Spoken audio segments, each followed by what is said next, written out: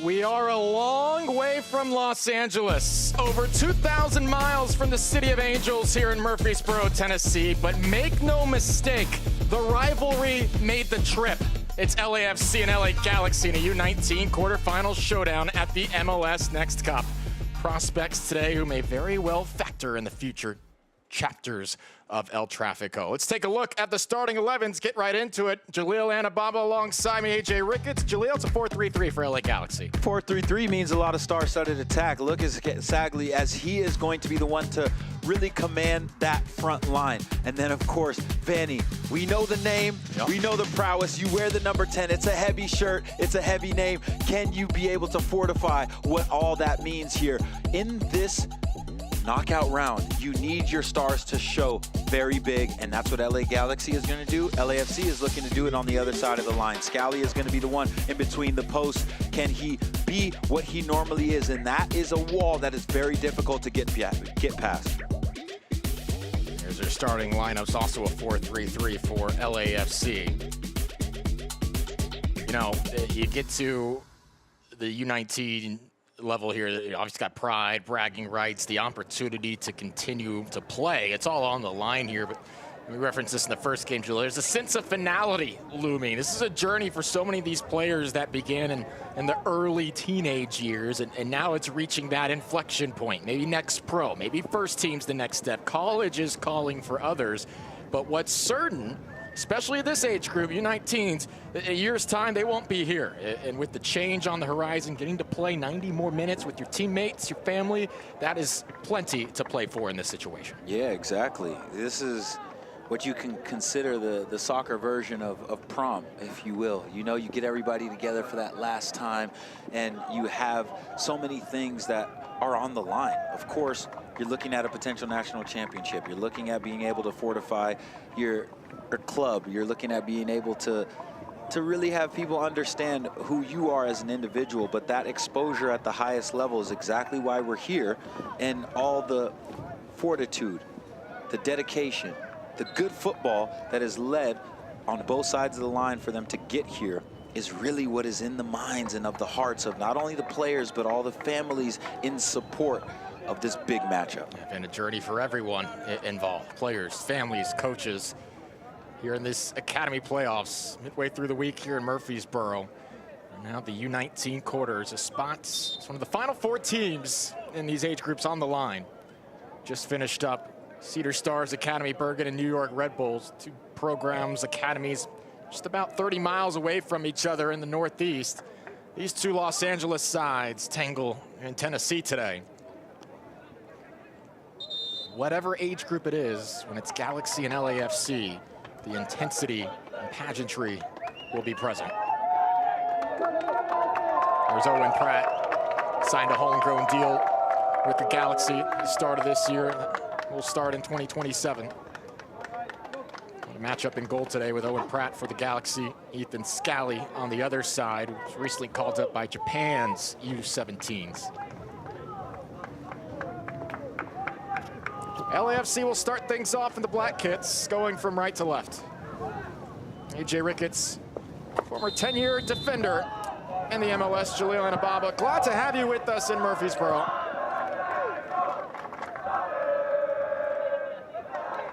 The Academy version of El Tráfico right here.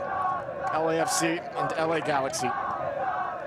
Jaleel, rivalry matchup, quarterfinal matchup, so much at stake. What do you emphasize as a coach to your players in a high-pressure environment like this for them? Energy, making sure that you earn the right to play.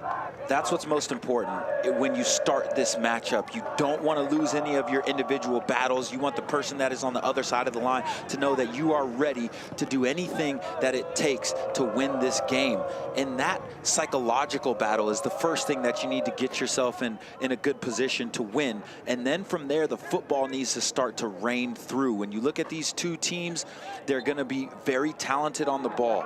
Possession is going to be of the premium. Who wins that possession battle is more likely to score more goals and get more opportunities to do so.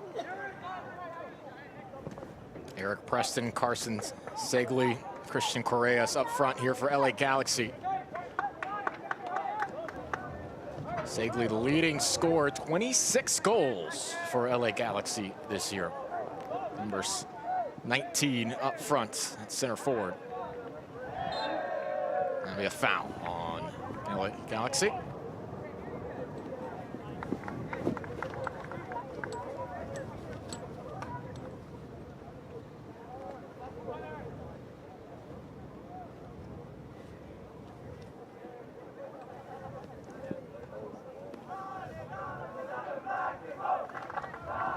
Mason Vanny, both starters on this LA Galaxy side as well. Dylan helped the Galaxy's U17s take the Next Cup last year.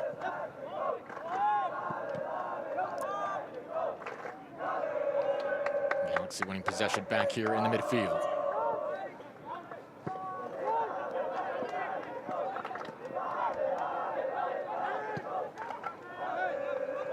Diagonal ball's going to work well here. Perhaps set some things up here. This is Tenn. Immediately set right back. No problem there defensively for Finn O'Brien.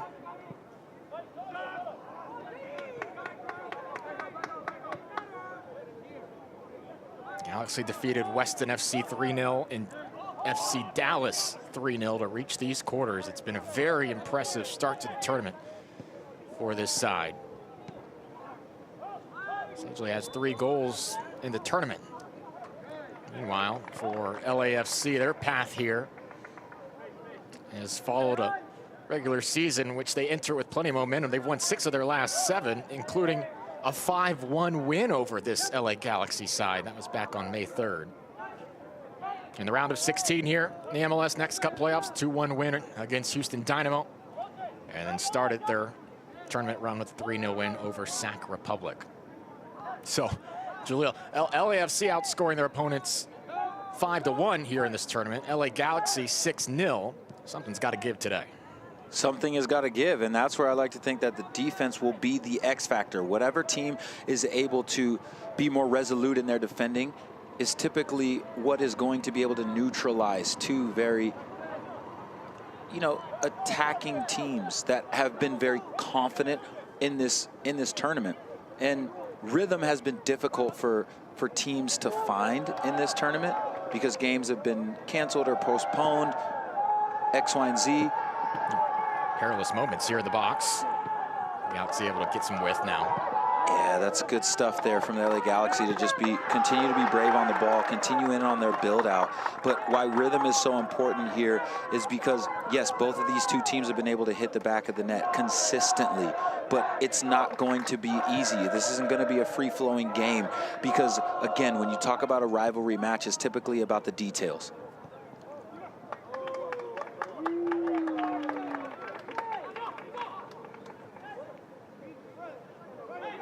LAFC at the GA Cup lost in the round of 16 to New England Revolution. That was 1-0 defeat. They've been offensive fireworks the last 2 times these 2 have tangled.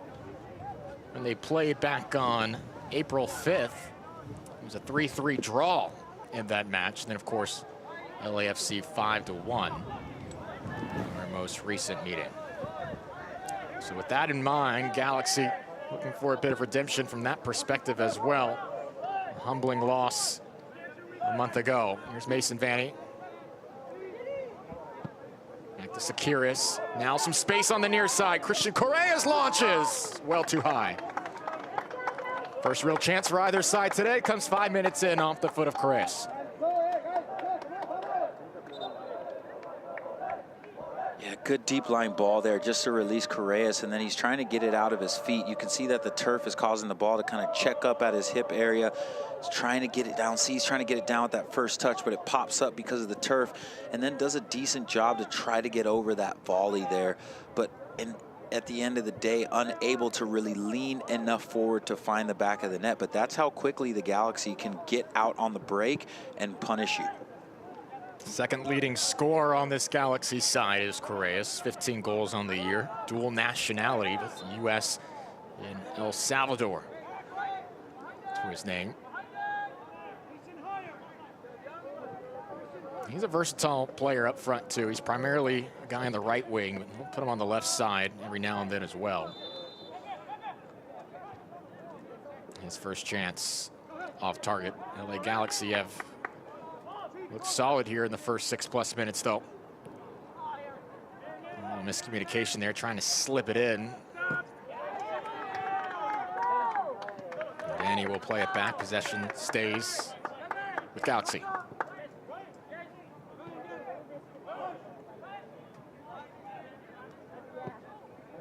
Good ball. Sean Securis leading this Galaxy side, UCLA alum, former U.S. Youth International himself. Sean guided the U.S. U16s and U17s before joining the academy setup in Los Angeles. And Sean Securis, that's a name. The Securis name is very heavy in the football ranks in California.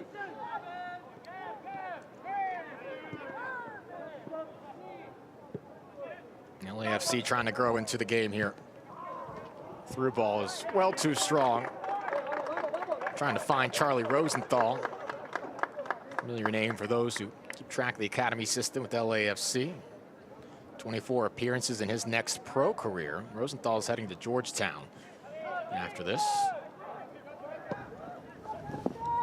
Some more high pressure being employed by this LAFC side. It's been a moment or two. Galaxy fans have had to hold their breath through it, but they work out of the back well here again. It's tapped forward a little bit too far inward, but they keep possession. Looking to get a cross in here, delivered central, things are on, great save.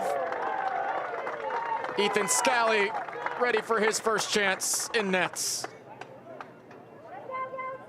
Good wing progression up the left-hand side to be able to release the attack, and that's exactly where you want to play the ball when you get near the end line, is cut it back toward the PK spot. Why? Because the defense is dropping and either facing their own goal while all of your players are running forward with all the momentum. Very good start to this match for the LA Galaxy. Scally and net, plenty of international experience for him. He's seen time with the US U15s. Most recently earned some caps with Japan's U17s in April. He's part of the Asian Cup.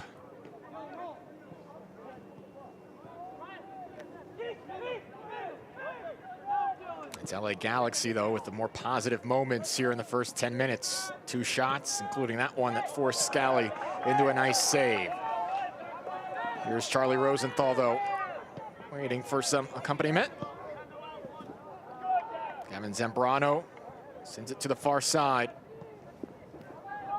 That interplay is cut off harmlessly over the end line.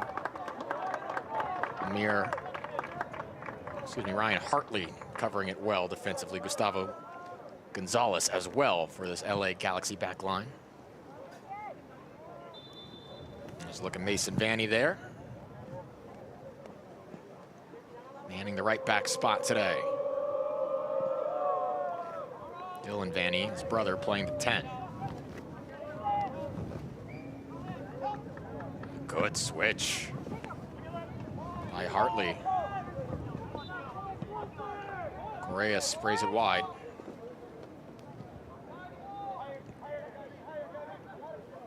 Again, probing moments here from Galaxy. Dispossessed, though. Eric Preston trying to make things happen.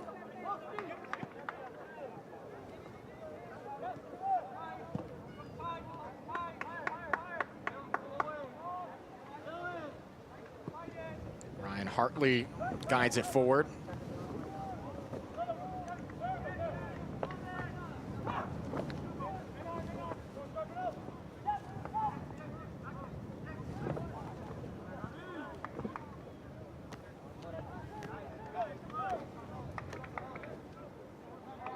And that will roll out of play. Ethan Scally, goal kick. LAFC have scored multiple goals in 3 of their last 4 matches. Again, a 3-0 win over Sac Republic, 2-1 over Houston Dynamo.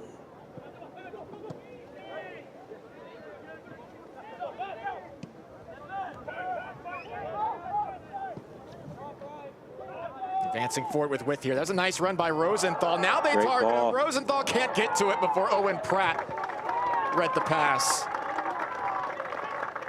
Rosenthal was streaking down the middle of the pitch. They did well to find him. Just a moment too late, though. Yeah, against the run of play, LAFC at the top of the screen starts the attack here, and this ball is excellent, taking out 3 to 4 defenders.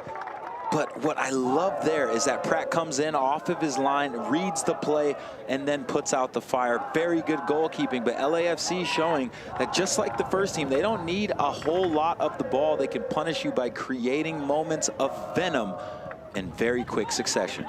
Is that a moment right there? And these are nuances of the game. Is that a moment Rosenthal maybe needs to take a step or two towards the ball and sense Pratt coming out, or is that you just have to keep your run and wait for it to reach in that kind of point? I think Rosenthal did exactly what he was supposed to do there. You're just trying to get to the ball first, but Pratt reads it very well. If Pratt has any hesitation, Rosenthal will hit the back of the net there.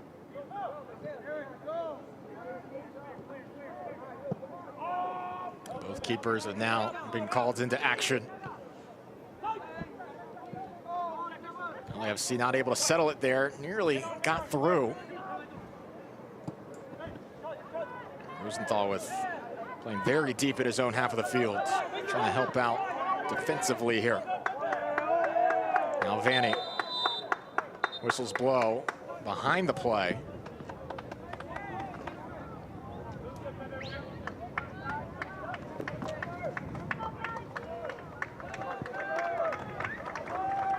LAFC player down. That is Rosenthal.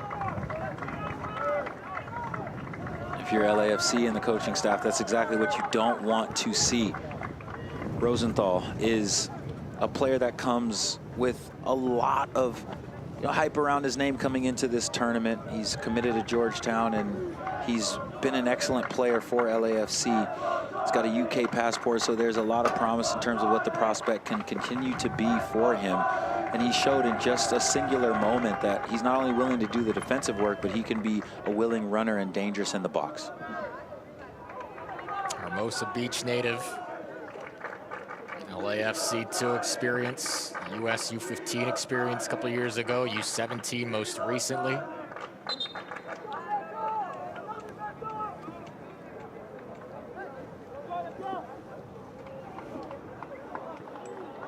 Got that MLS Next Pro call-up last month. Excuse me, just prior to that.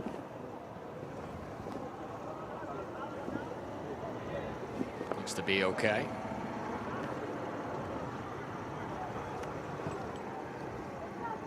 It served as a bit of a hydration break as well here for both sides. Make sure to catch the 2025 MLS Next Cup All-Star Game presented by Allstate, streaming live Monday, July 21st, 7:30 p.m. Central from Palmer Field of Austin FC 2, only on the MLS YouTube channel. 44 of the best young talents from across North America in an East versus West showdown. Admission is free and open to the public as well if you're in Austin. Great chance to see the next generation of stars take center stage.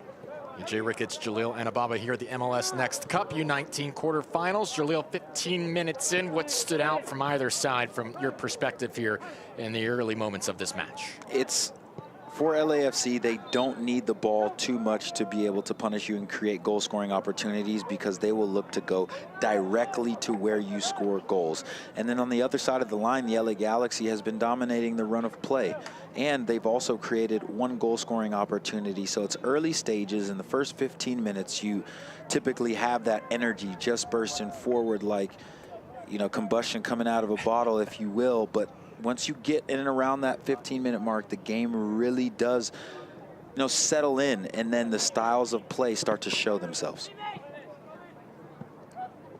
Vanny reads that pass well. Again, Galaxy controlling possession here.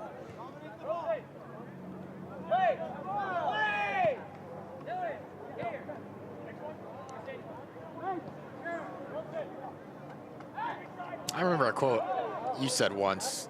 Someone asked you about pressure in games and matches, and you were like, playing soccer isn't real pressure. Like, playing in front of crowds, that's a great opportunity. LAFC, we'll get back to that in a second. Trying to make the most of this moment in transition. Shot is fired towards goal, no problem. In net by Owen Pratt. At that post covered. LAFC, as you said, they can strike very quickly. Yeah, they do a very good job in their press and then attack with numbers here. And this is exactly what you need to do in this moment. Just push it to the side and then try to have a strike. If it's more toward that far post, it could probably threaten Pratt just a little bit more. You're talking about pressure earlier. Yeah, did you ever have those moments where did you ever have a moment where you just came out a little too fired up, found yourself a little winded that first 5 to 10 minutes? We always talk about what kind of energy these players come out with and trying to settle down early in these matches. Maybe not too fired up where I didn't know how to manage the match physically and then I was gassed. Right. But more so just if you're playing against a team that puts you under a lot of pressure, like LAFC is doing to the Galaxy now that the game has lulled off here and created a few goal-scoring opportunities off their press, you can find yourself in a way where you seem a little bit overwhelmed. And that's what I'm seeing from LA Galaxy in the last just 2 minutes or so.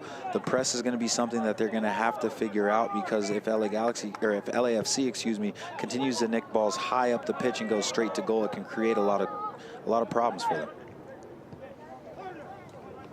Academy version of El Tráfico, perhaps the most electric rivalry in MLS. It's the Galaxy working from the left side here. Clever move initially. The angle was cut off.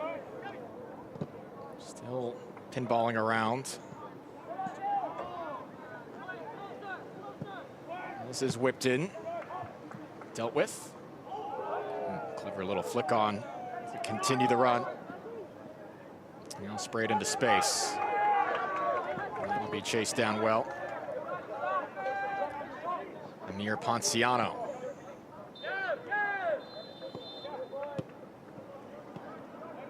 And LAFC rolled into the league in 2018. They brought that swagger, that ambition. Of course, Will Ferrell making noise as a co-owner. And since day one, his rivalry with LA Galaxy has delivered. Remember that very first meeting? Zlatan coming off the bench, scoring from midfield in his debut. LAFC was up 3-0. Galaxy won 4-3. Couldn't have been a better introduction to that rivalry. Yeah, do I remember it? I know exactly where I was. And it's just a moment in MLS history. And LAFC has really risen the ranks and become one of the best organizations in MLS, because throughout multitude of facets of their organization, they look for excellence, they look to win, and they also have a lot of support for their players in doing so. Our official getting involved here, listen. No. It didn't sound good. Yeah, we hope that he's okay. Concussion protocol does not just stop at the players. We take those things very seriously, but it looks like he's right on the same page as when he started the game. We're going to monitor that for sure.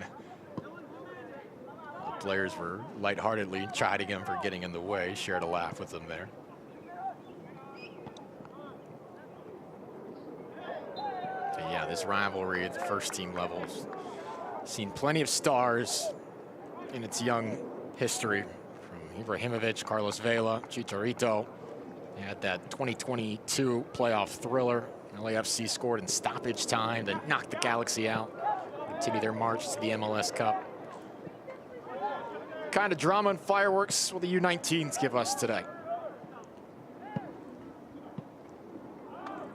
That goes out of play.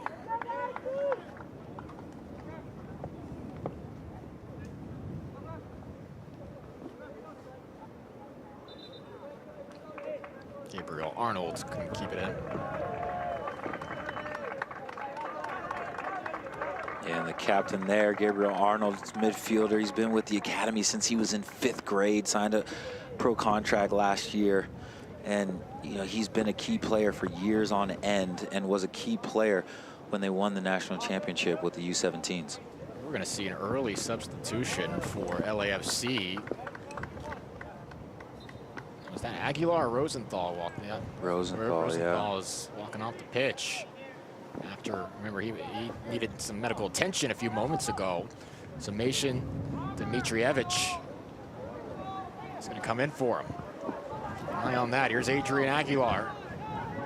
To the top of the box. Gavin Zambrano is dispossessed. Tried to win it back. Commits the foul.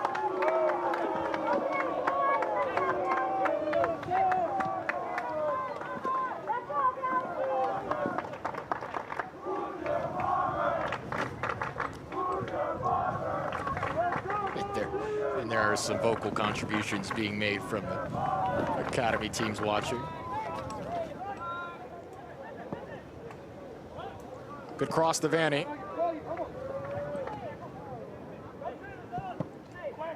Well, there is some contact in the box there. Whistle blown. It's going to be a penalty for LA Galaxy.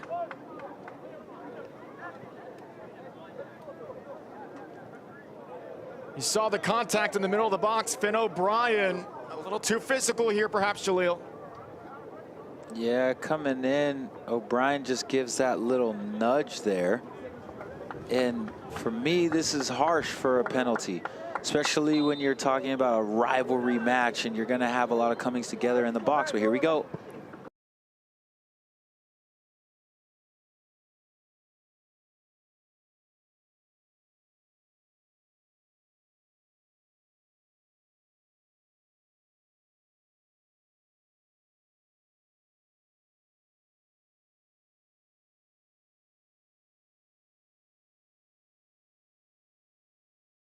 Third minute.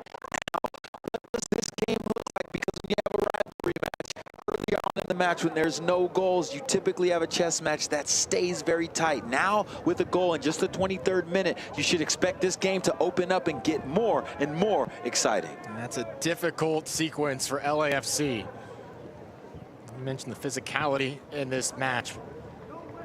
Just a bit too much there. Correas didn't waste any time. Quickly stepped to the spot. Buries it. LA Galaxy with the first punch here.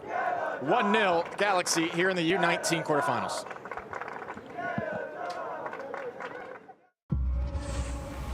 This summer, the center of the soccer world is right here.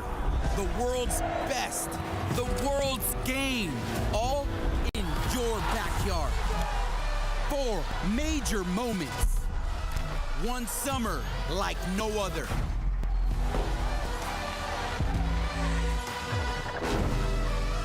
Learn more at MLSsoccer.com/summer. If I got it, then I bought it. Take a bite, cause I want it. And I know I got the taste for the cake. And I take what I make and I flaunt it, flaunt it. Got diamonds on my necklace. I live how I like. So looks is getting reckless. I'm feeling myself and you can't break my vibe. I'm feeling myself and you can't break my vibe. You can't break my vibe. You can't break my vibe. Well, the action continues tomorrow morning, 10 a.m. Eastern. Early start for Atlanta United and Nashville SC. U15 semifinals are set.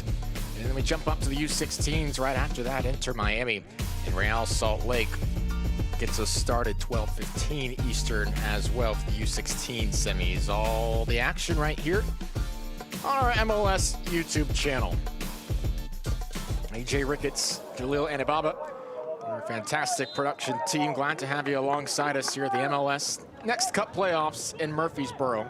Jaleel, what stood out to you over the course of this week? As you know, 2 months ago we saw the GA Cup, a lot of intensity and big moments there. As LAFC looking to get it right back very quickly here, given away though. And now perhaps a moment right on the other side. Good ball.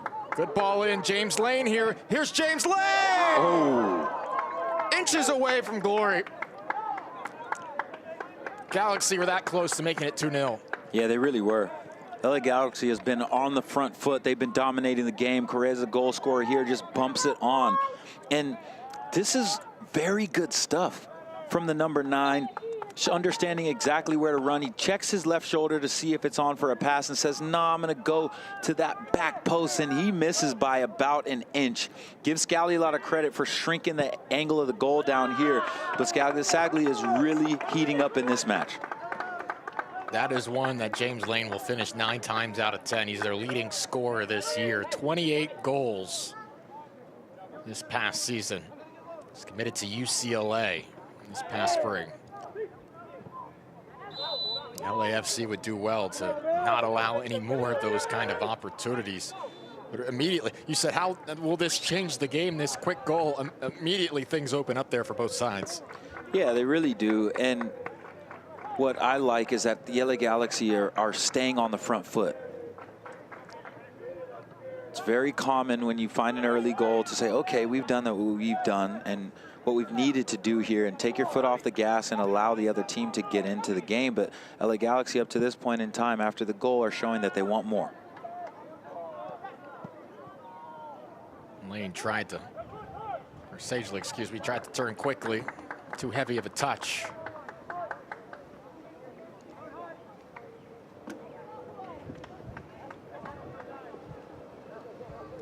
You talk about first team. Now they're playing at this moment as LAFC working out of the back. LAFC's first team has entered this past season. Big expectations. Sitting 5th in the Western Conference right now. 7-5-4 with 26 points. They play well at home. 6-1-1 at BMO Stadium this year. Dennis Bouanga doing what he does. 9 goals across all competitions. Just fell to Chelsea though, 2-0 in the Club World Cup opener in Atlanta.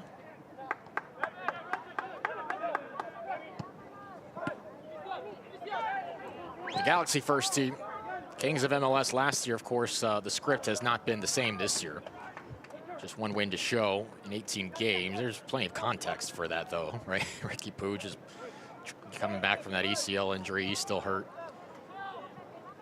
Back line has been in shuffle. Jalen Neal's gone. Injuries up front as well. It's a better team than what they've put on the field. LA has shown their trust in Greg Vanney. He had that extension. Wouldn't expect Galaxy to continue the form they had this first half of the season for too long. Certainly in different places. This is parking lot. A couple yards wide of the right posts. It was Eric Preston giving it a go. The Galaxy out shooting their counterparts 4-1 through nearly half an hour. Vanney wins it back. It's 3 around the box. He does clip it forward. Rebound. That's in. 2-0. LA Galaxy. Gabriel Arnold scores.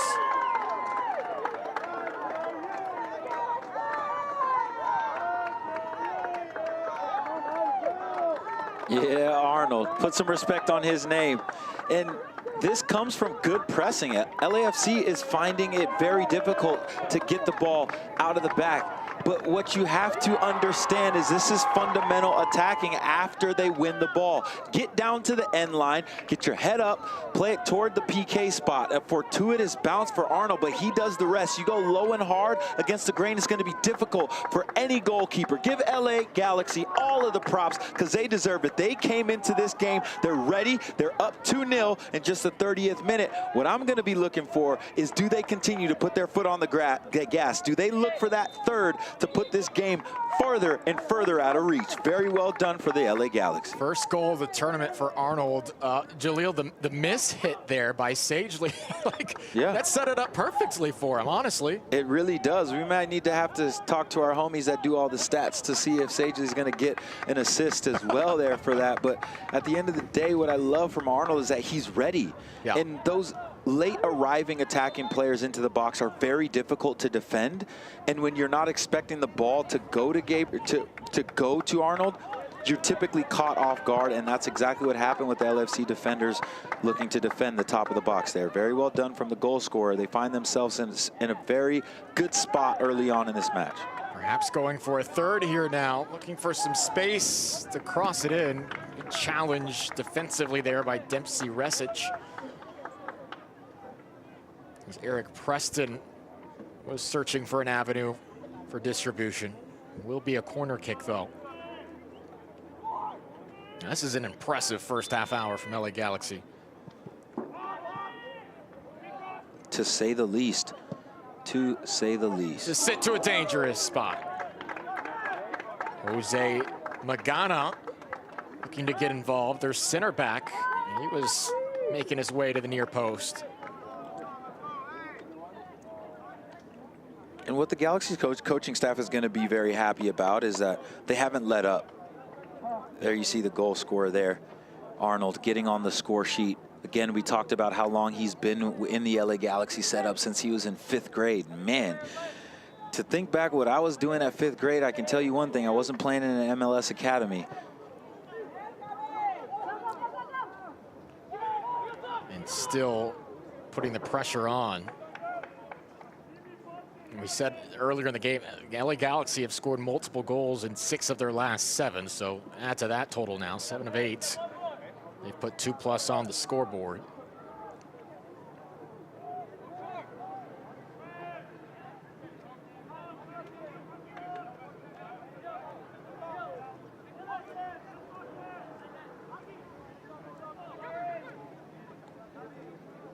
LAFC have their backs against the wall early. Disconcerting position to be in. Galaxy, no signs of slowing down right now. Here's the corner, high in the air, arcing.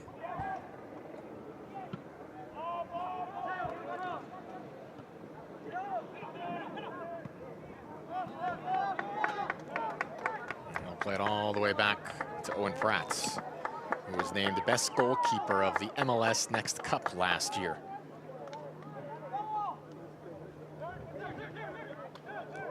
He's been called into action once today on the through ball to Rosenthal. Read it well. And again, Rosenthal is out of the match now after going down a few minutes ago. I'm not sure what the extent of the injury was. They tried to leave him out there, but about 3 or 4 minutes later, substituted for him. Mm-hmm. LAFC foul. And since he came out of the match, it's been all LA Galaxy. And you know, you have to give the team in white a lot of credit. There's Shakir's there, the goal scorer, and Arnold there. They've been dictating the flow through the midfield. And we talked about the team that's going to win the midfield battle, control the ball, is typically the team that's going to create more goal-scoring opportunities and find themselves on the score sheet. That's exactly what's happened in this game here. But again, don't count LAFC out of this match. It's still just the 34th minute. 2-0 is no deficit that you can't come back from. But what they need to do to improve is to get more resolute in their defending. They're losing too many individual battles, and they aren't getting enough pressure to the ball. Mason Vanny seems like he's been operating on this part of the pitch at will. Vanny continues to carry. Played right back to the center, just beyond Sagely. It's tracked down by Preston. All sorts of room to guide it in once more. LAFC first to it there. Headed to the near side, Trouble. Settled, things are on! It's just high of the crossbar. Had the volley set up for himself. Christian Correas was searching for a second. He was searching for a second and almost found it. One thing that the LA Galaxy is doing, apart from scoring goals, is that their wide play is excellent. They're putting in dangerous service, and then the second bites at the apple is allowing them to get themselves in very good spots. This is the second time we've seen Correas in this position here, where he's behind the defense off that left-hand shoulder, where he can take a touch and look for that dangerous strike on goal, just not able to get over it. Yeah, Ponciano and Sanders were both jogging out towards the 18, let the man open. This is placed. That is brilliant. It's 3-0 LA Galaxy. Dylan Vanny, first class.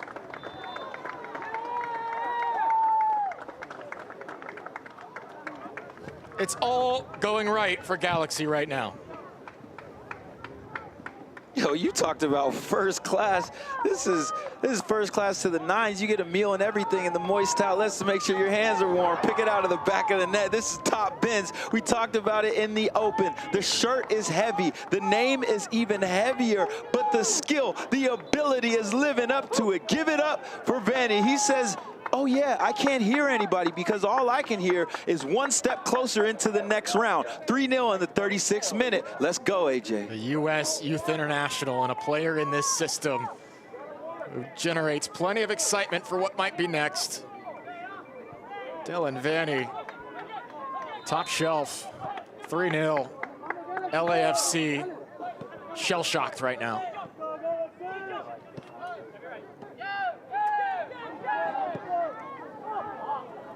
Flag is up. I mean, this couldn't be more opposite of the last time they played. And couldn't be more opposite to what we thought this game was going to behold in terms of being a very gritty match, everything being competed for in every single individual duel, making it difficult for any team to have open goal scoring opportunities. But that's why we love football, and that's why we love sport. You can't always predict it, you can't always call it, and who is able to perform and execute better is going to win these games. And you have to understand that LA Galaxy right now is showing that they understand exactly what needs to be done to advance into the next round.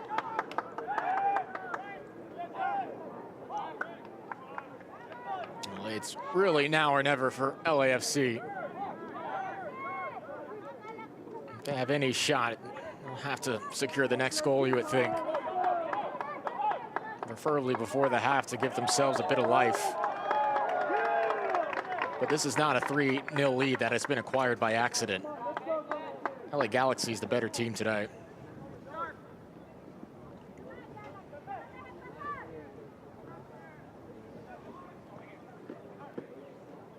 And their leading scorer, Sagely, with 26 goals, has not even been the one to contribute to this. Oh, careful now. Owen Pratt giving it away. Can LAFC take advantage of it here? Ah, miss hit. That's a mistake from Arteaga. Even like that one back.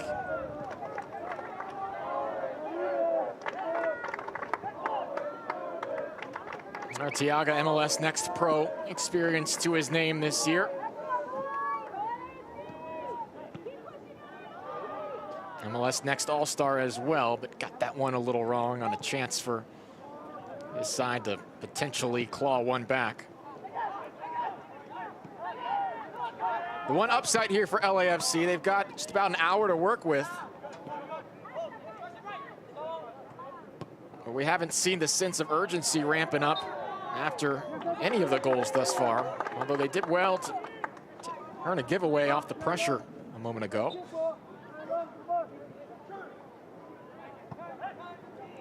Can at the very least establish some semblance of possession here towards the end of the half.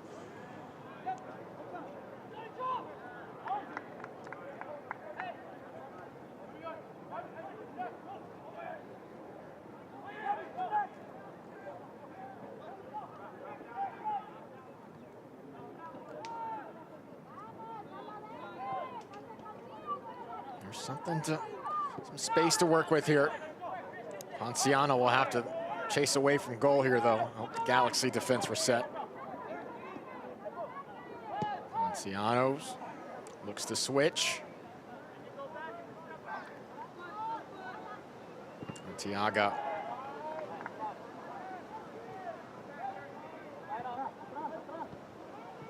Tyson Epsy. Galaxy extinguished the threat.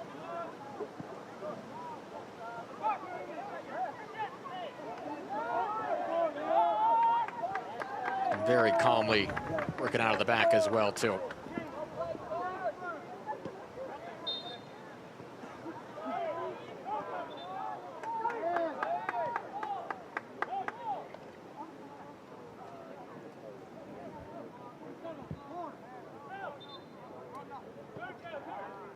Now Galaxy will have no issues playing with this sort of verve.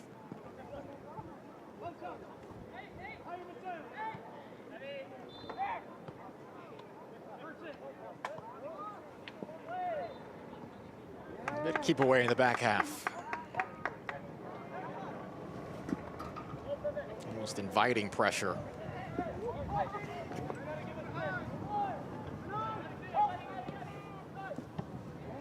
LA Galaxy very confident on the ball right now. They feel they can take advantage if it does come their way. Excellent stuff in the build-out. 15 or 20 passes here in the back half already.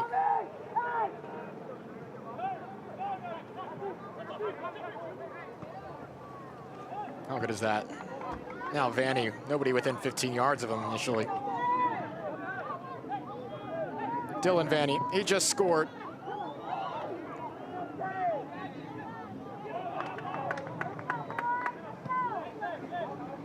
Just as easily earning possession back. Just outside the 6, looking for a fourth. Ethan Scally able to stay in front of that one. Yeah, the Vanny brothers and Correas are creating a lot of problems for the left side of this LAFC defense. You can see here the goal scorer, Dylan Vanny, peels off to the right-hand side, releases Correas. He's looking to try to go for the element of surprise, to either go through the 5-hole or near post there, where most often you see players flash that either across the face of the goal or cut it backwards to the 18-yard box. He must not have seen a clear-cut option to do so, so elected to go on goal. When you talk about what the LA Galaxy are doing, is they're creating a lot of problems for the LAFC because they're creating overloads, namely on the right-hand side, to release Correas. That was beautiful soccer for that 2 or 3 minute stretch. 20, 25 passes. All the room that Vanny had once he received it at midfield off the switch. Even when they were dispossessed, got it right back. And there was Correas, who was one-on-one in the end with the keeper. That's one you show on film back to the team. Absolutely. Looking from build out into calm possession to being confident in the middle third, and then bang, advancing into the attacking third with menace and real purpose. LA Galaxy has shown multiple facets to their game. When they need to defend, they've been able to distinguish Friars. Their goalkeeper has come up when he's needed to, and Pratt, and it hasn't been that often, but most importantly, with their goal scoring opportunities, they have been excellent. Galaxy are out shooting LAFC 8-1 in this first half. Vanny's been fabulous on the right side. He's operating centrally here, taken away from that corridor, and now LAFC desperate to make something happen in transition. That'll be a yellow. Securus ending that run with a physical challenge. Clemson commits.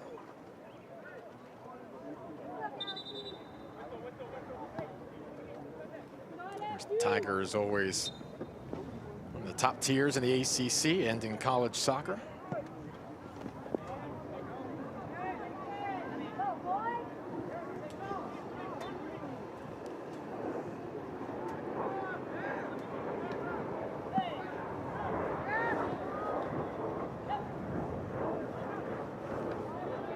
Not much for LAFC to hang their hat on here in the first 45 minutes. One sequence with Rosenthal streaking down the middle of the pitch, almost was able to generate something positive offensively. That's really all they have to speak of.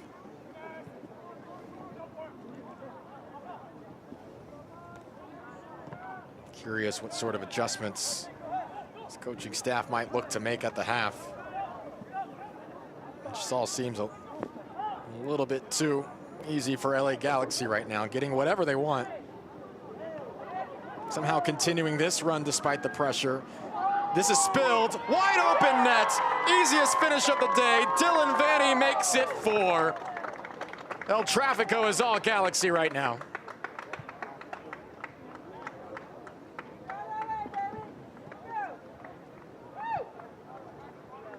In between the white lines, the 405 is flowing all the way to Tennessee, and it's in the hands of the LA Galaxy. You can see here Sagely, the initial number 9 is floating out to that left-hand side, top of your screen, and creating a lot of problems, occupying about 6 defenders, and then the save, the parry, is spilled right into the previous goal scorer in Dylan Vanny. He hits the back of the net to double up his luck here. The LA Galaxy, they're cruising into the semifinals in this first half. Man, this is good stuff from the Galaxy, and they're going to be very happy about what the rest of this match looks like if they continue this up. When they met in April, 3-3 was the final scoreline. When they met in May, 5-1 to LAFC. To hit the half here with a 4-0 LA Galaxy lead, unexpected to say the least. Unexpected to say the least, but we did talk about the offensive prowess of both sides. So being able to hit the back of the net so frequently, consistently for the LA Galaxy is nothing new in this tournament. But what is perplexing to me is how fragile the LAFC defense has been. Galaxy has had so much joy in every phase of the game, and it looks like the LA Galaxy are cruising themselves into the semifinals. But of course, we've seen crazier things happen in 45 minutes of football, AJ. It will take something miraculous in the second half for LAFC The Galaxy with a 45-minute span to remember, taking it to their rivals from LA. Through the first half, LA Galaxy are halfway to a semifinal appearance, running away with it in Murfreesboro.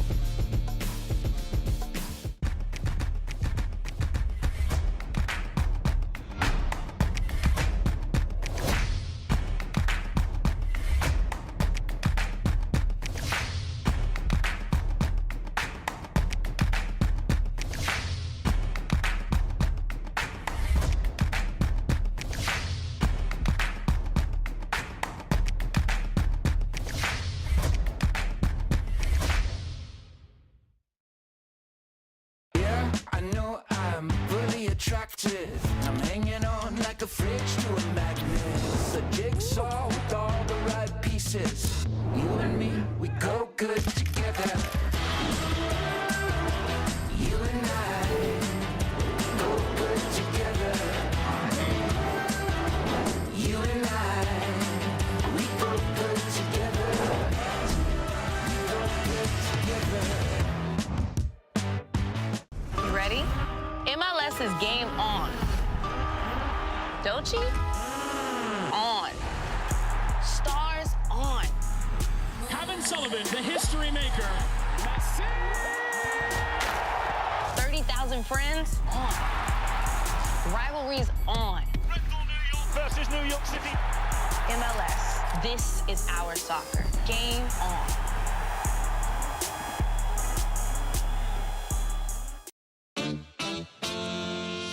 Really fun early game from the Richard Siegel Soccer Complex in Murfreesboro. U19 MLS Next Cup playoff quarterfinals. Inter Miami takes it 1-0 over Baltimore Armor. It was an early goal for Arturo Corrales, started and assisted by Lucas Robbins. Yeah, Robbins starts this play with a beautiful outside of the right foot ball. Watch this run, though. Continues that run in behind. It's cut across really well from Cortez, and then he squares it across the face of goal to Corrales. But Robbins had his fingerprints all over this game to begin with, starting this play and assisting it in the end, and Corrales, the easy tap in. That goal from the 13th minute would hold up the whole way. Baltimore, though, were impressive in the second half. Miami needing every bit of grit that they had to keep them out. Yeah, how about this strike here from Hernandez, taking it off the bounce here, a slight deflection, but he strikes this so purely, and excellent save from Simeon. Had to stretch to get to it. Marco Simeon played a terrific game in goal. More chances throughout the second half for Baltimore Armor, just could not break through. Yeah, again, Simeon had to come up with a few timely saves, and this was the plan for Baltimore in the second half, was find Fosu, and then the knockdown comes across there, but Simeon did really well to get that big left hand to it. But this was the best chance for Baltimore, and it came at the last second of the game. Drops right there to Winnick, right on the doorstep. Maybe thought the other player was going to take it, throws him off a little bit, gets underneath it, but a big sigh of relief for Inter Miami to get to the semifinals, and had to fight over 100 minutes to get there, but ultimately, big win for them. Miami moving on with a 1-0 win over Baltimore.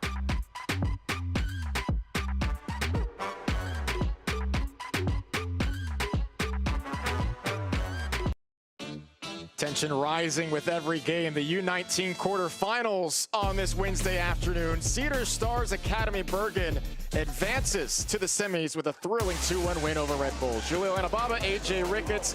New York got out of the gate strong, but Cedar Stars settled into a rhythm very quickly. Amadou Hahn and Raymond Diouf were fantastic all game long. Yeah, they were. Grant said, hey, I think y'all need to be talking about me on the broadcast, though. That left paw is excellent. To get down that quickly and to keep it out, not easy at all. He's trying to galvanize the group, and that's what New York Red Bulls, they needed just a little bit more cohesive, hard-nosed defending, because Gorkowski is a defender, but he says, I'm going to get on the score sheet. If you let me get goal skied, I'll find that little scoop finish. That's excellent stuff here, and AJ, they keep getting better and better as the game goes on. Yeah, Gorkowski, the Rutgers commit, the right back scoring, and Cedar Stars didn't let up the pressure. No, they didn't. Diouf is going to be the man of the match for a reason. Look at this little pirouette in that confused nature to get a good goal-scoring opportunity there. That just gets a little bit more confidence for you. Is it out on Red Bulls? Who knows? It doesn't matter. All that matters is there's nobody to defend Abahan. He comes in off the bench onto the score sheet. That little scoop finish is perfect. Scoops, oh yeah, 2-0. And we are going to the semifinals here. It finishes 2-1 because this New York Red Bull side is showing that they're willing to stand up and be counted. Logan finds the back of the net for a consolation goal, but it's at the end of the day, all Cedar Stars here celebrating and getting themselves into the semifinals here. Cedar Stars is going to be very happy to take themselves into the next round.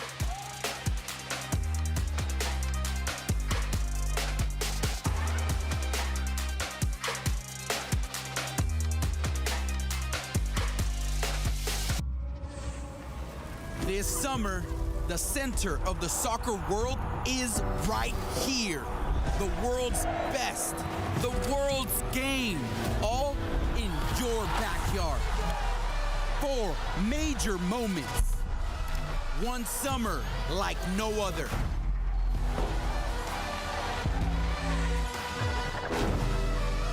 Learn more at MLSsoccer.com/summer.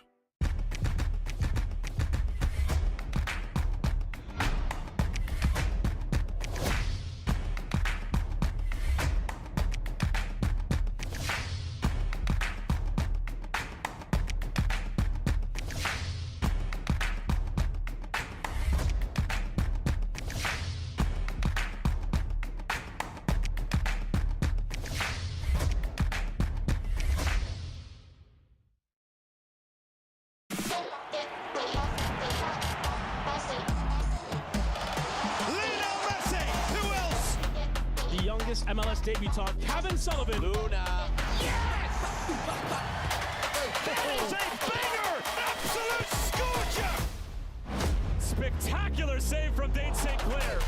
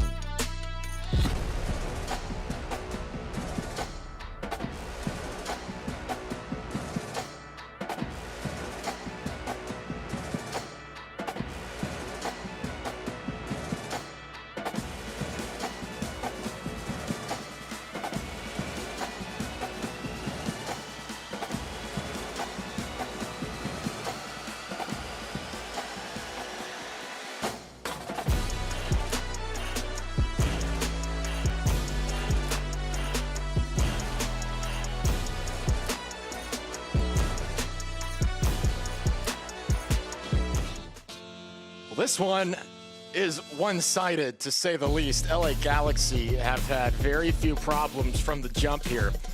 Once Correa scored from the spot, the floodgates have opened. 4-0 our score at the end of one half. AJ Ricketts, Jaleel Anababa.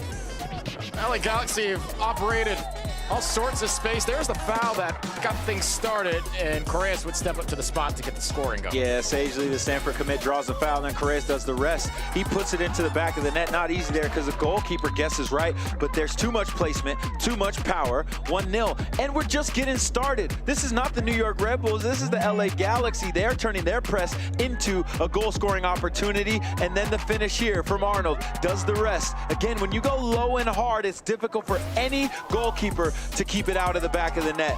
Not in the corner, but since it's low and there's enough pace on the finish, that's exactly where it finds the back of the net. And again, AJ, this is not the New York Red Bulls, this is LA Galaxy turning their press into goal-scoring opportunities. Oh yeah, boom, top corner. Who is that? That is Dylan Vanny. Remember the name because we all know it, and he's saying, think about me, not just my pops. And then when you keep going in this matchup, the LA Galaxy, they know that the energy and the momentum is in their hands, but they don't stop. They don't let their foot off the gas. They keep going. Sagely, again, creating. Dylan Vanny hitting the back of the net. This game is one-sided. The second half, is it going to stay the same, or is it going to be a different match? Vanny has a brace. It's the kind of game for LA where LA Galaxy, everything's just going right. Even when they're mishitting volleys, it's setting up perfectly at the foot of another teammate. That's where Gabriel Arnold's goal came from. Substitutions for LAFC across the pitch. Expect to see plenty of that throughout the second half. Romero's in for Scally in goal as well.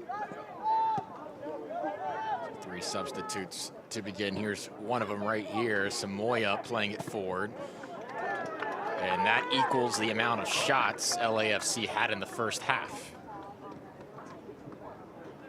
Outshot 9-1. 5 substitutes. Soto in for Ponciano as well. David Soto. First corner kick of the match for LAFC. Can't find anything there.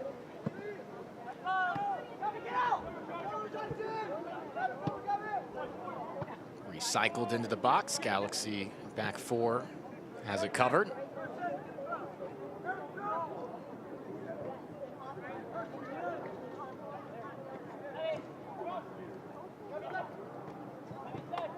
You never want to have to take the mindset, Jaleel, in a postseason match to go out there and play for pride. But unless something changes very quickly for LAFC, that's going to be the mentality here. That's better, trying to locate the back post.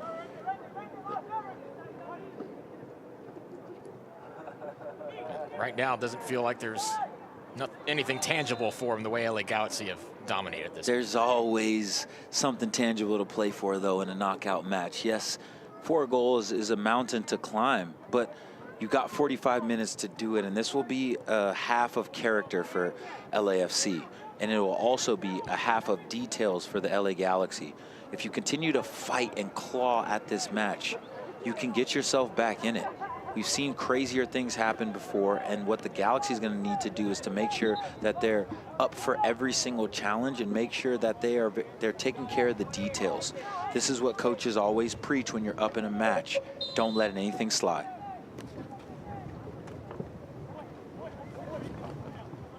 That service well too strong. So the other subs for LAFC, Rendon Thomas is in, James Romero, Adriano Samoya, and Anthony Boyadejan. Those are the other substitutes. LAFC putting 5 off the bench.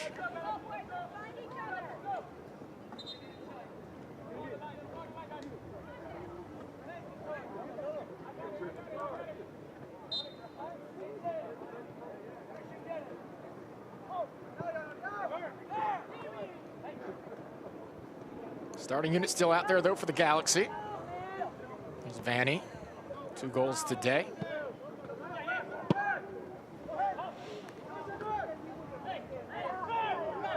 A little bit of contact in the circle, nothing called. Now That'll be a foul on the Galaxy here. Preston whistled.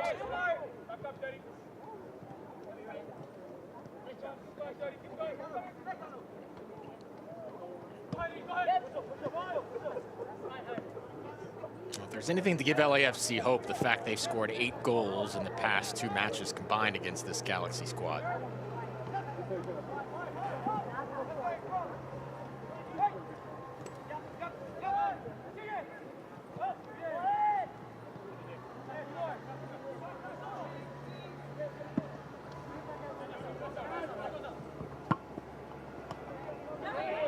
Preston.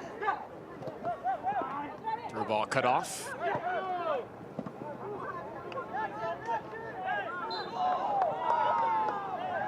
Foul going against LAFC here. Going to be a yellow card here for dissent.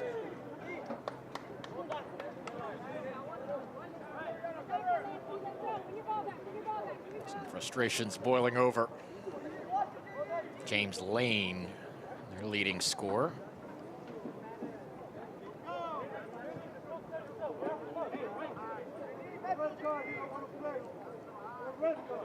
Didn't join their academy until just 2 years ago, did James Lane.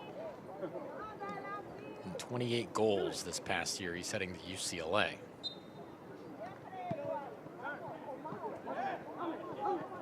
There's Vanny.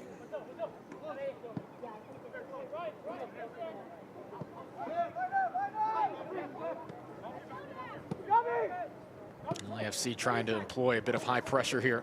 Has not forced a mistake out of the Galaxy today. Maybe a foul back behind where the ball had been played to.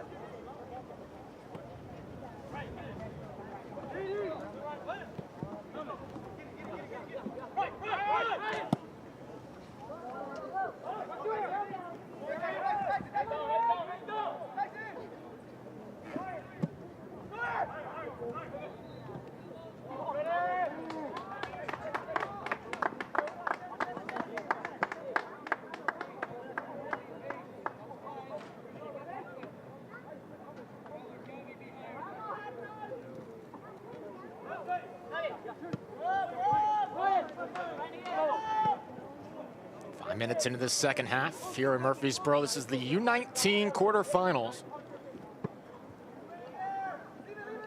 El Tráfico Joven, if you will.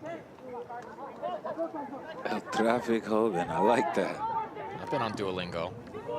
This is being carried up the left wing. Again, so much room to operate with, and a rare example of LA Galaxy getting it wrong. Yeah, the combination between Sagely and Dylan Vanny has been very potent. I like here how the Stanford commit just picks his head up and then gets to the end line, cuts it back. That is fundamental facilitation there. And Dylan Vanny on a hat trick, looking for that third goal there, hands in head, because he wants that one back. But it's hard to criticize his performance today because he has been excellent, and he's still poised to continue to hit the back of the net. How good has Sagely been creating for his teammates? Vanny's been the beneficiary of that. There've been a couple sequences. Oh! Oof. Let him play on from there. Sagely has kept his run going despite some contact and physicality. He's been impressive today. He's their leading goal scorer. I don't think there's enough conversation about how effective nines are in the run of play. We're always talking about how they're goal scorers, and yes, that is their primary job, but most of facilitation comes through nines. Zambrano did get this across. Nobody there at the 18 to do anything with it. And continuing on in the conversation about how nines do so much in terms of facilitation, when they peel off the line, they typically are the ones that are playing that first initial pass, and then, oof. Essentially committing the foul there. Committing fouls, but no, you know, when they're not off the back shoulder, oftentimes they're the ones that are starting the link-up play, and then it's your 10s underneath who are able to really start the attack. So I think we need to be talking about nines in more of a multifaceted nature in terms of what they contribute to the run of play, because it's not just goal scoring, and Sagely's performance has epitomized that.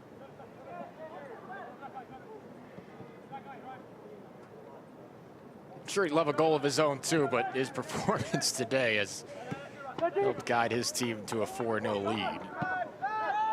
Going to tack on to that perhaps still. What a Very ball. good ball.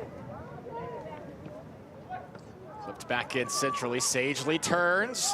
His shot's blocked.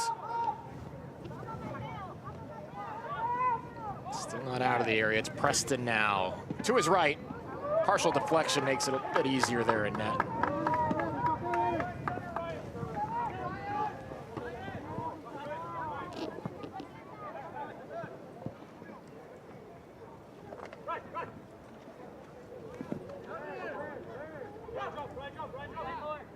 So in the other U19 quarter, Orlando advancing what was a thrilling match that wound up in penalties after a 3-3 score in regulation. Orlando, again, the U19 GA Cup champs, taken to the wire there, finding a way through. And here's a mental lapse here where the LA Galaxy, they think that there was an offside called, but there was no whistle.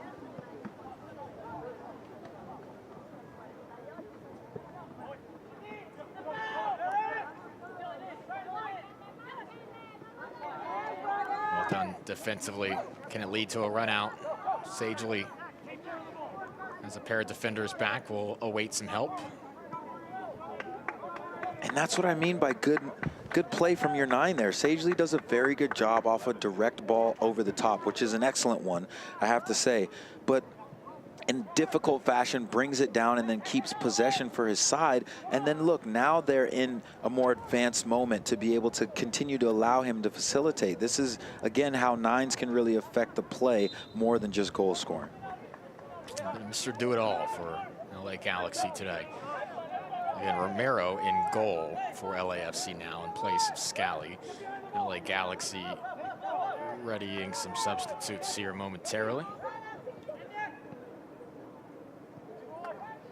Just taking care of business here in the second half, not allowing any momentum to generate for this LAFC side. 9-2 advantage in shots taken for Galaxy today. Into the central corridor. This shot sails over the crossbar to the other fields adjacent.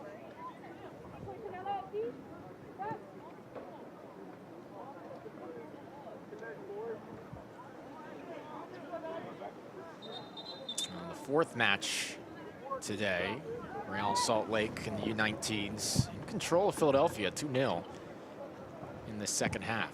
So it's looking like Real Salt Lake, Orlando, LA Galaxy, and Cedar Stars Bergen right now in the U19s. If everything holds.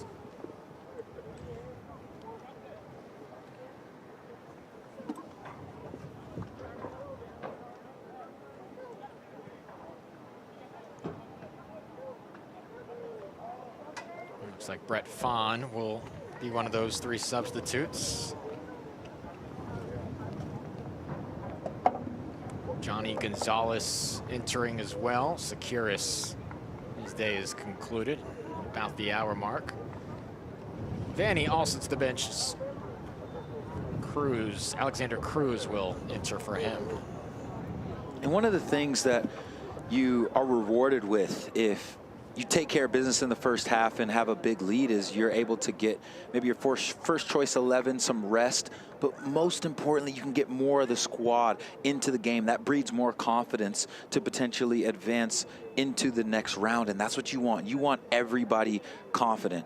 Here with Brett Fahn coming into the game, he is one of the players that is very, very well respected in this LA Galaxy organization, one of the smartest players in the country, technically smooth and clean. So I'm looking for him to be able to affect the game as well, including the rest of the substitutes, because again, LA Galaxy is able to dip into their bench, get rest and more confidence throughout the lineup. You cannot sit any better if you are Sean Securis in this match. Do they find a 5th? Do they find a 6th? Or do they just close this one down by good team performances? Because what they're going to want out of this second half, above anything, AJ, is a clean sheet. exactly what they're looking for heading into the semifinals. Here's Gonzalez, committed to UC Irvine in the fall. He's been the captain of this LA Galaxy team.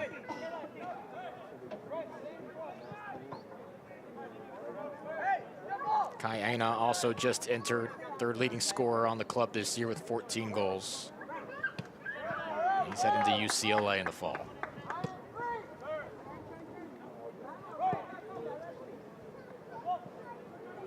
Gonzalez here, battling with Samoya. It'll be a goal kick. AJ, we talked about it in the previous fixture before this one, how excellent it is to have more and more opportunities for our youth. You've named off so many players that are committed to the top universities in the country.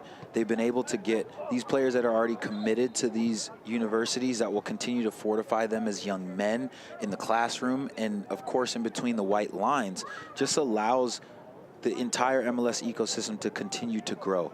Whether it's an MLS Next affiliate or just an MLS Academy, you're looking at the ability to expose our young youth to what it is to play in a professional environment from, in the case of, so many different players from when they're, ooh.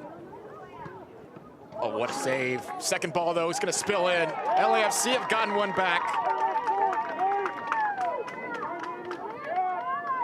Still fighting here, 4-1 now, an hour in. Put themselves in a good spot. Got a goal here. And as soon as you lull off and your focus is not with it, you have a situation here where LAFC is able to pull one back. Yes, this is going to go down as a mistake for two players here. That's just unfortunate as far as looking to play back to the goalkeeper, and then Pratt isn't able to get the parry either over the net or to the side. 4-1 here in the 61st minute. Does LAFC continue to keep their foot on the gas, and do they find what can resemble a potential comeback? Anthony Boyadajan, excuse me, with the goal.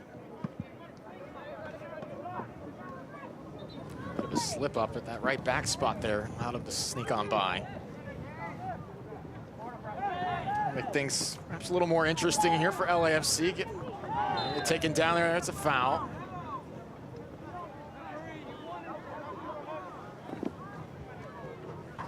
Magana clipping the offensive player. Before LAFC takes this free kick, what we were talking about earlier is more landing spots for the players. And yeah, top college programs have been named throughout the broadcast in terms of who's committed to Stanford or who's been looked at by UCLA and X, Y, and Z. And to be able to rise up through the ranks in the academy and then go to a top-level program, you still put yourself in a good situation to have a professional career or to get a top education.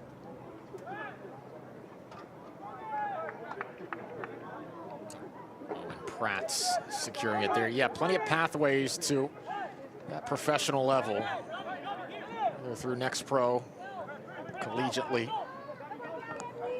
a hybrid of both.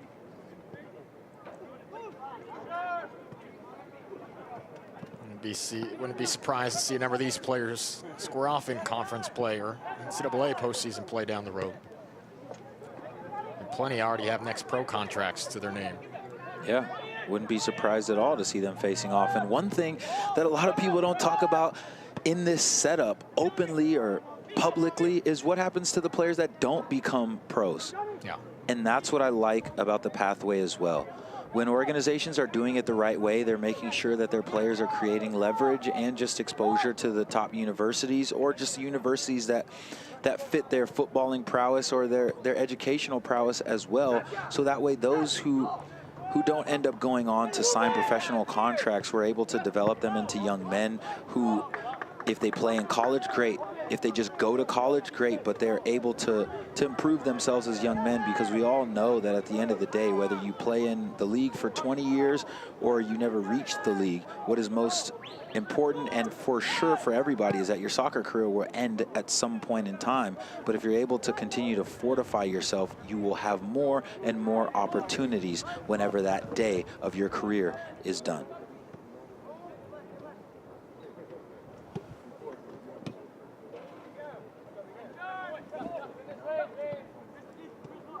4-1 here in the 64th minute.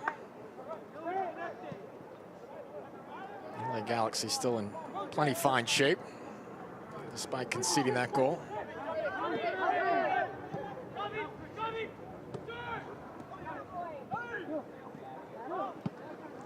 Vanny forward. Gonzalez now. 10 yards between him and his defender. Vanny's closest. Vanny seeking a hat trick. Vanny fires. That's a good effort there. About a yard or two left of the post. Hunting a hat trick.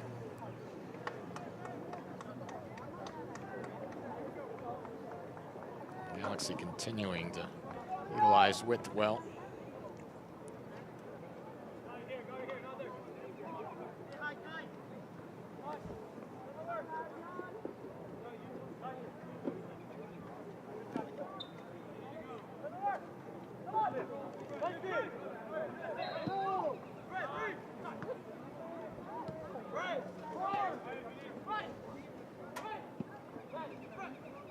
These players certainly about to transition to a different level of soccer wherever they do go. Do you remember that one year from Santa Clara to Carolina and the transition it felt like, and then correspondingly from Carolina to your first year with Chicago as the flag is up here? What was the more difficult transition of the two, whether just talent level or your day-to-day adversity you faced through it? Yeah, that's a very good question. Of course, I remember those transitions like it was yesterday. And another thing about football that's amazing is that it kind of time frames your life in moments where you never forget them. If you move teams, you never forget that. What was the more difficult transition for me, ironically, was my transition from Santa Clara to UNC. Yeah. And the reason why is because getting used to a completely different university and where things are on campus. Santa Clara is a much smaller campus than Chapel Hill was, so I had to get used to that. Walking to class over 2 miles as opposed to, just kind of rolling out of my dorm bed and pulling up to Benson or wherever I was going at Santa Clara, So for me, that transition was a little more difficult. And then going into the pro ranks, of course, on the field, the jump was more. But as far as being in the locker room, that was a little bit lower of a learning curve. It was more just vibes and, okay, everybody's willing and ready to do whatever it takes to be a pro, and you didn't have to balance out school, all these other things. So it's an ironic way of saying my transition in terms of transferring was a little bit more difficult than my transition was to becoming a pro. Yeah, well, that makes sense.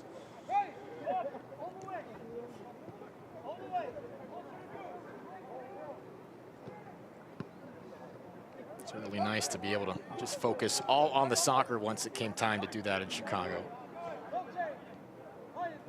And that's, a right that you earn as a young man as well. And living the dream, as far as the schedule was concerned, was definitely one. I was very shocked at the fact that, wait, my day is over at 1 p.m.? Like, what do I do now? So that was a fun bit of freedom as far as being a pro is concerned. But again, you have to also manage that with diligence.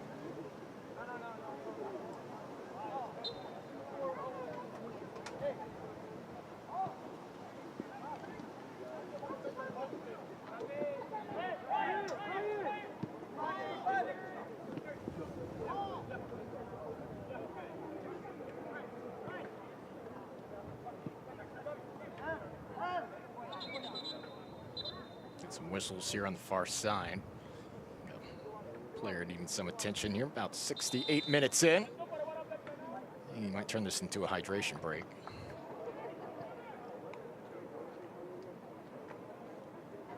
It's Thomas who came in as a substitute. We'll take a break as well. 4-1 our score. LAFC's gotten one back, but still well behind the 8 ball here. 4-1 our score. Right back after this. This summer, the center of the soccer world is right here. The world's best, the world's game, all in your backyard. 4 major moments. One summer like no other.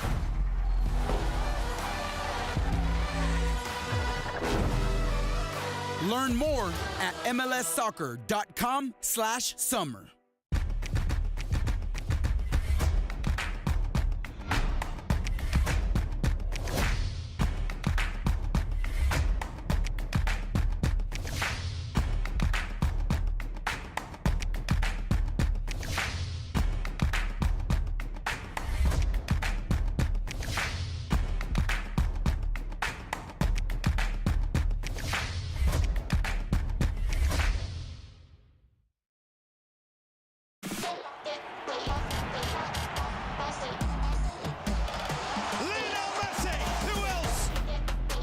MLS debutant Kevin Sullivan. Luna. Yes! It's a banger! Absolute scorcher! Spectacular save from Dane St. Clair.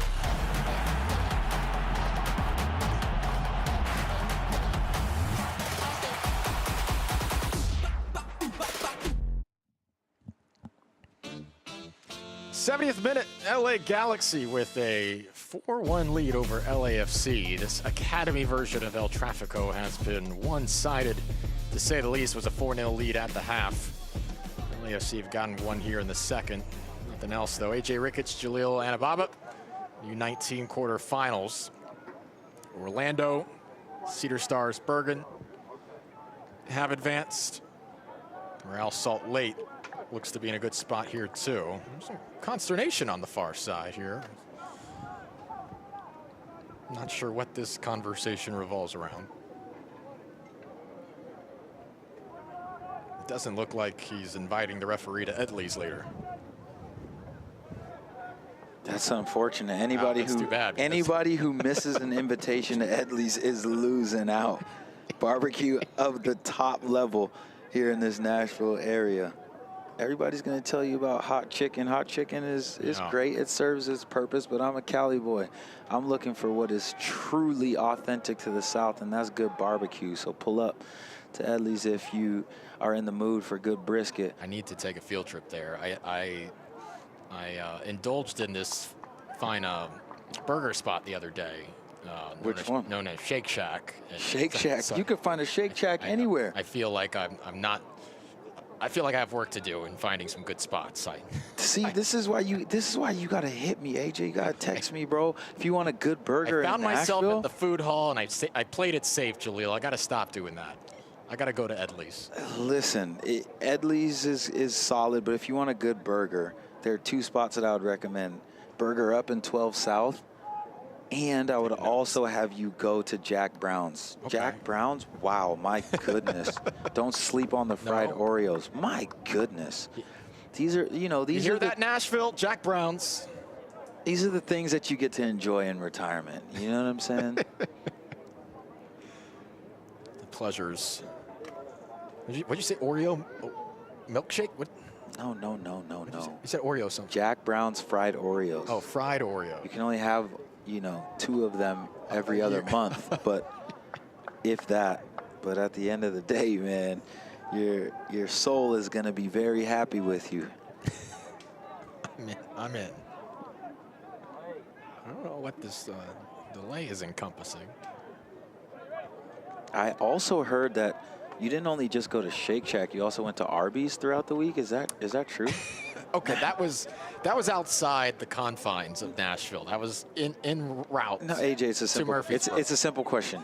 Did you go to Arby's or not? I was outside of Nashville city limits when I made a pit stop there. Nashville is Music City, but it also has some amazing food. And here in Murfreesboro, we've been experiencing some amazing soccer. LA Galaxy has been excellent here, and they've been dictating the flow.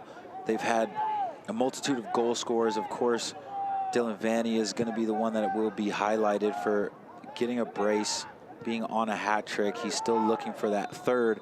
Now the LA Galaxy substitutes are trying to impose themselves on this game as well. This could be a 5 or 6-1 game right now, as Romero able to get out in front of this distribution.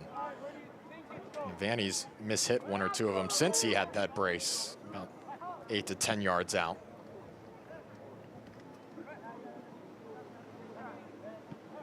A goal that he curled in from 18 yards. Beautiful today. The goal of the match.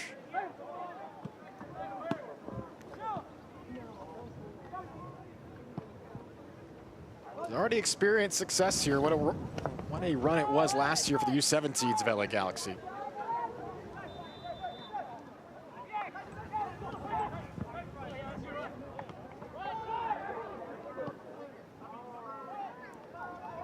Clipping it far side, trying to find Correas, who scored from the spot after that penalty, which got things started in the first half. Yeah, Correas was excellent early to start the game, as was Sagely. Of course, the two Vanny brothers on the right-hand side to really get the goal scoring popping in the first half. And again, when you do your due diligence early, you're able to get into the bench, get people rest and confidence. You can see now 3 substitutes coming into the game, and this is what you want to be able to do going into the semifinals. You have more and more players confident getting minutes here. And I've always been a squad guy, where the squad is extremely important. Can't always get everybody the minutes that they would like, but this is a good opportunity to do so. 3 more substitutes for LAFC here. Continuing to have to defend deep in their box. Dimitrievich is in. Christian Villalobos as well.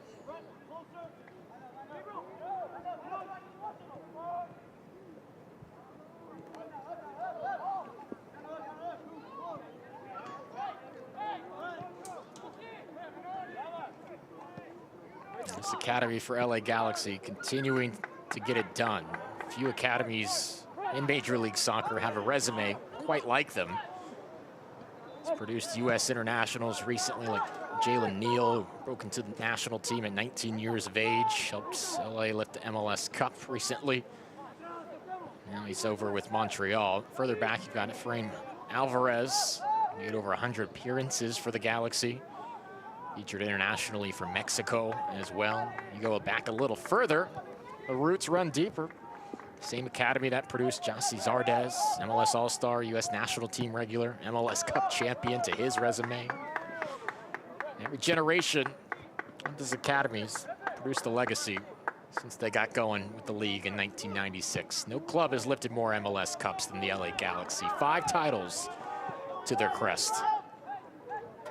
The elevation of MLS and the ascendancy into top conversations in world football come through the history of the LA Galaxy. This is, ooh. I think that took a touch off of Pratt. Or maybe not, nope. Out of play. Well, they kind of set the standard, right, for what Don Garber wanted in Major League Soccer. Bringing star power in, spending money, building great facilities. Maybe Inter Miami has kind of followed that mindset. Obviously, Beckham's the owner of that organization now. But they were willing from the start, and they set a great precedent. Yeah, in so many ways. Inter Miami is the second chapter of the business excellence of the LA Galaxy, coming through David Beckham and his choice and collaboration with the MLS to set his contract and his playing days in a way where it set him up perfectly to be an owner in what we now know him as. And Inter Miami has completely changed the game in terms of business, in terms of revenue, in terms of investment, and of course in terms of stars. When you bring in the best player to ever play the game, there is no argument, in my opinion. And for Messi to be able to continue to do what he's done at the highest stages here in MLS, it just, you cannot speak enough about how that has elevated the level of MLS. And again, the history of this league, when it continues to elevate, cannot be properly articulated without the history of LA Galaxy. Yeah, easy to forget now how big a boost bringing Beckham over was, and that pairing with him and Landon Donovan. Robbie Keane in there too, who had so many clutch playoff goals. Why are you reminding me of the nightmares that I had as a defender, bro? I'm bringing back some bad memories. Can you imagine trying to defend Keane, Beckham? Doesn't seem like Landon a fun Donovan. task. Yeah. Then Mike McGee on the back post with Juninho spraying diagonal balls all over the place. Come on, man. This is almost an impossible feat. And this performance here is looked similarly to how it did with the first team back in the day. Yeah. Where they would attack you in so many different ways that it would just discombobulate you as a defender and as a defensive unit. And I love what they're doing today. Could they get a fifth here? What a run this was from the back line. The shot ultimately did not have enough on it there from Gonzalez. What a build-up, though. Really a one-man build-up on that run. His teammates appreciated it. That was the UCLA commit, Cayena.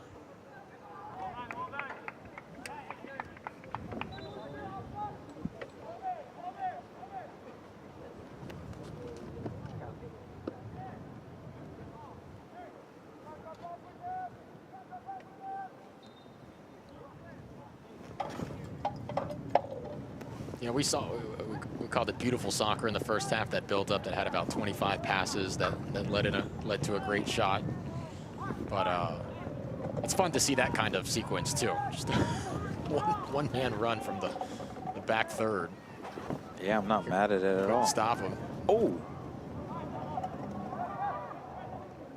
Galaxy are just having fun right now.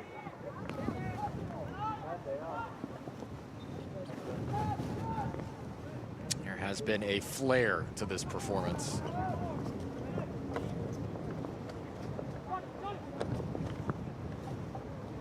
Just about 10 minutes left to it.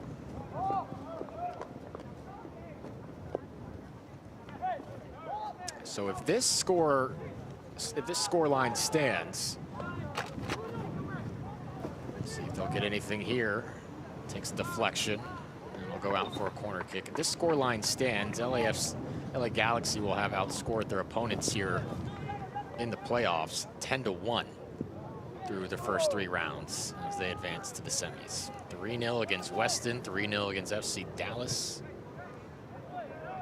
Perhaps no other team can come into the semifinals with those kind of numbers offensively. Yeah, the definition of the age-old adage in football that the best defense is an excellent offense, because the LA Galaxy defenders have been able to rest. It's been a very calm shift for them because their offense has been so great.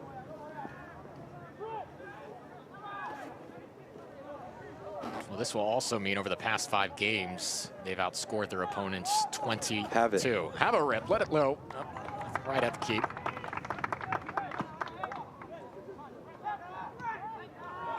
Shooting him 13-3 now.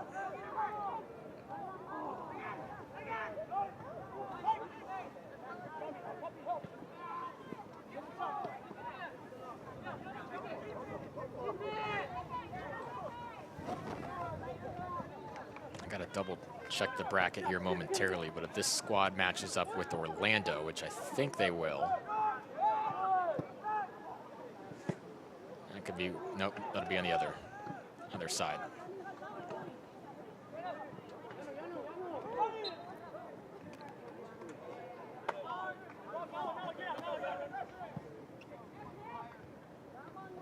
Here we go. We got Orlando against Cedar Stars. Yeah, and then Real Salt Lake was up 2-0 on Philly.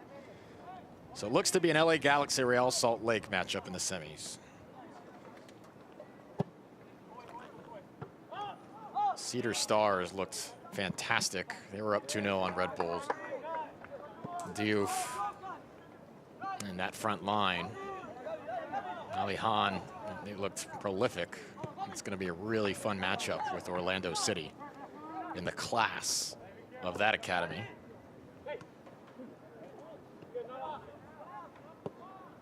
Plenty of intrigue in the U19s.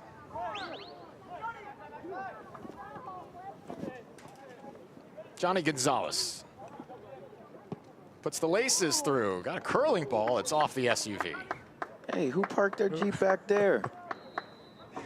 It's time for your Adidas Man of the Match.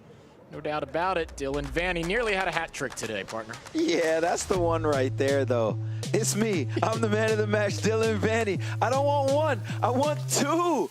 Get me on the score sheet and keep me and my team confident. That's exactly what he's saying, and able to get a little bit of rest there You have to understand that this is not easy to do. Score 2 goals in prolific fashion in the quarterfinals, get yourself into the semis. This is a player that has really come into his own in this LA Galaxy setup here.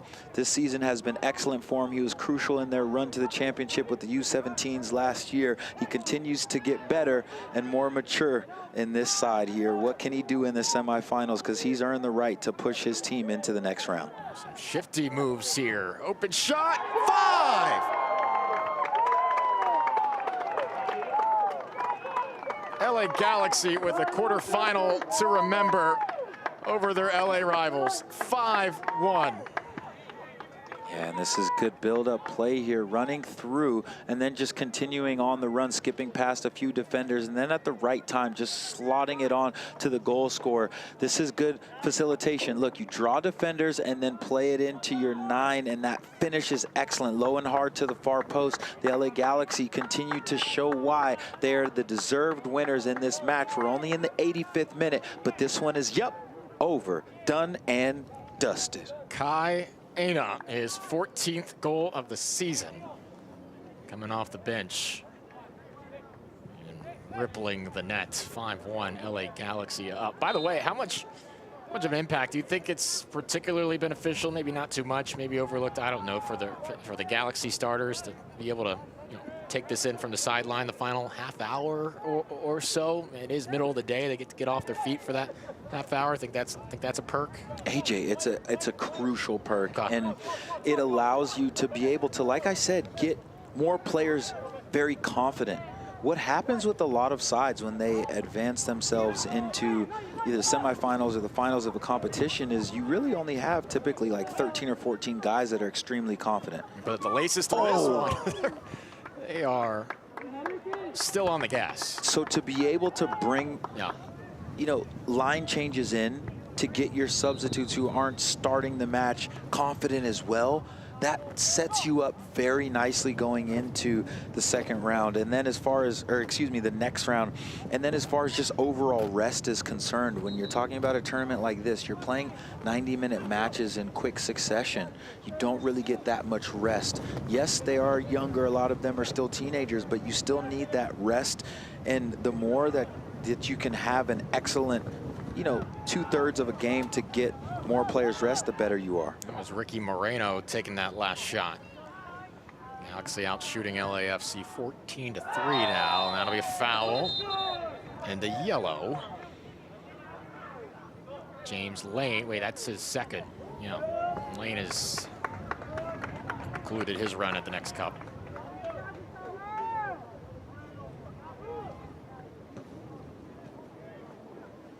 Frustrating afternoon for a player that has meant so much to this LAFC academy.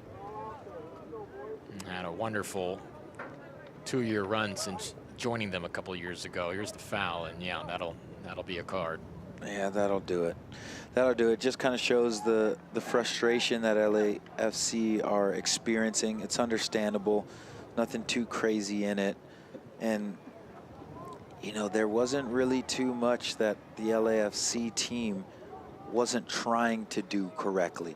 You have to give more credit to the LA Galaxy, less of an indictment on how LAFC did not stand up to the challenge. Just a completely dominant performance for the LA Galaxy here in white from the early stages of the game, even out of the tents in the second half to start it.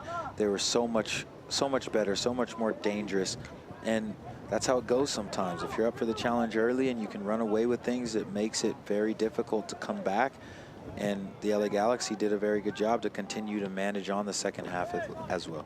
And not to place any thoughts to their perspective, but you wonder if there's maybe a brief bit of satisfaction that the final scoreline here looks to be flipped exactly from what it was the last time these two teams played. Bit of redemption today for LA Galaxy.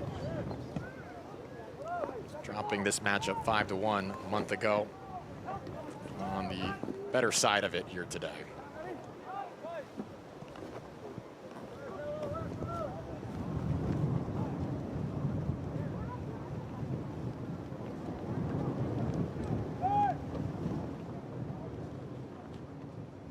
No problem for LA Galaxy, just taking a couple moments to go through the motions here.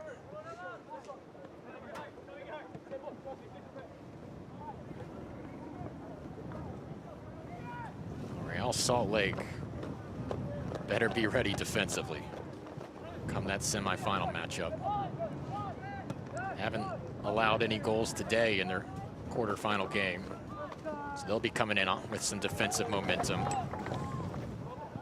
Galaxy just are relentless.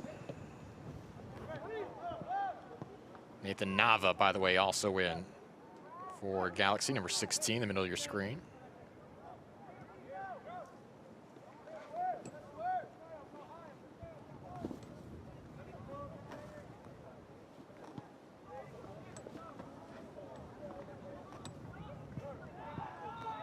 He's been with the Galaxy for more than 4 years, uncommitted at the moment. Division I prospect himself. 90th minute now. This is all but concluded.